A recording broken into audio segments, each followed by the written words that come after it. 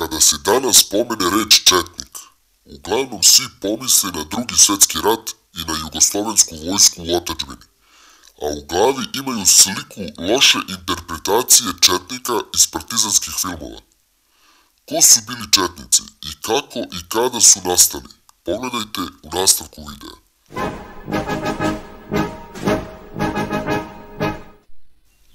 Na početku bih želeo da vas zamolim da se pretplatite na kanal i podelite video sa prijateljima, kako bih imao motivaciju da nastavim sa radom. Hvala.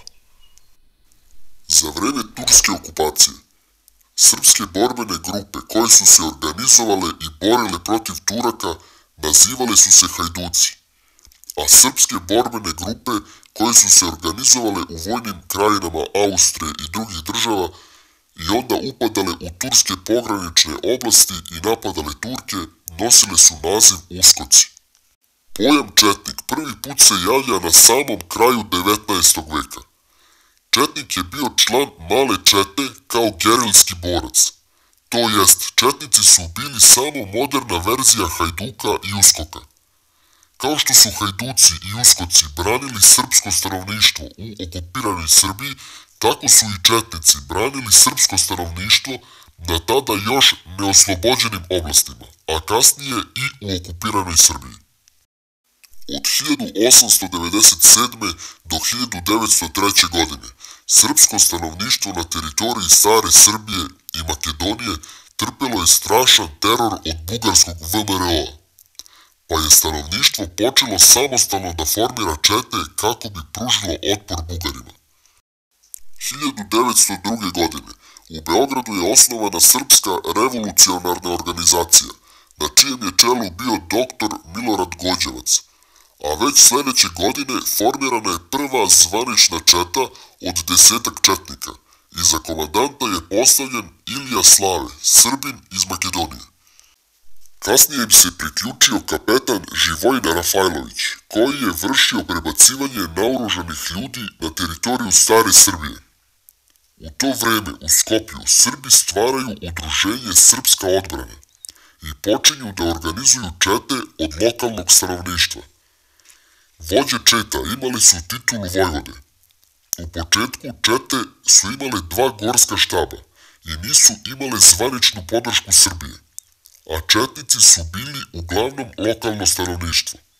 Da bi 1905. godine Srbija zvanično podržala ovu inicijativu, počela sa slanjem ljudi i oružja iz Srbije, a Ministarstvo spoljnih poslova preuzelo rukovođenje organizacijom. Do 1907. godine srpski četnici su stvorili dobru vojnu organizaciju i uspjeli su da pod kontrolu stave veći deo makedonske teritorije. U bitkama se istaklo mnogo vojvoda, na primjer Jovan Babunski, Gligor Sokolović, Anđelko Aleksić, Đorđe Ristić Skopljanče i drugi. 1908. godine došlo je do aneksije Bosne i Hercegovine. Pošto se očekivao rat sa Austro-Ugarskom, četnički odredi prebačeni su iz Makedonije i raspoređeni duž Drine, a u Prokuplju je osnovan kamp za obuku dobrovoljaca. Komandanti su bili vojvoda Vuk, Vojislav Tankosić i Jovan Babunski. 1911. godine na teritoriji Makedonije vrše se veliki zločini nad Srbima od strane Bugara, Turaka i Albanaca, gde su ubijene i vojvode Nicko Krstić i Gligor Sokolović. Tako da tada ponovo počinje masovno slanje četa i oružja iz Srbije. Pred početak Prvog Balkanskog rata, Gorski štab stavljen je pod komandu Prve armije, a četnici na terenu imali su zadatak da unose pometnju u pozadini turskih redova, što su oni uspešno i činili. Za vreme Prvog svetskog rata, četnički odredi su bili raspoređeni u 4 odreda: Zlatiborski, Rudnički, Jadarski i Gornjački. Učestvovali su u svim većim bitkama, kao i u oslobođenju Beograda 1914. godine i u napadu na Sarajevo.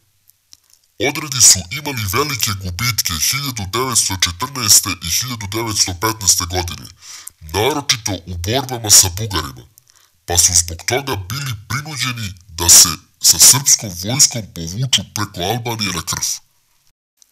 Posle povlačenja na Krf, mnogo srpskih vojnika je ostalo iza neprijateljskih linija. Njih je prikupio i organizovao u gerilu Kosta Vojinović. Krajem 1916. godine vojvoda Kosta Pećanac poslat je u Srbiju od strane vrhovne komande da organizuje četnički odrede i podigne ustanak. U februaru 1917. godine ustanak je podignut i za samo nekoliko dana oslobođeni su Kuršumlija, Prokuplje, Blace, Vlasotince, okolina Niša i Leskovca, ali je ustanak vrlo brzo bio ugušen sa velikom odmazdom. U vremenu između dva rata osnovano je više četničkih udruženja, ali su oni više služili za političke prepirke nego za konkretne akcije. Za vreme Drugog svjetskog rata pukovnik Dragoljub Mihajlović organizuje jugoslovensku vojsku u otadžbini kao četničke odrede za gerilsko ratovanje.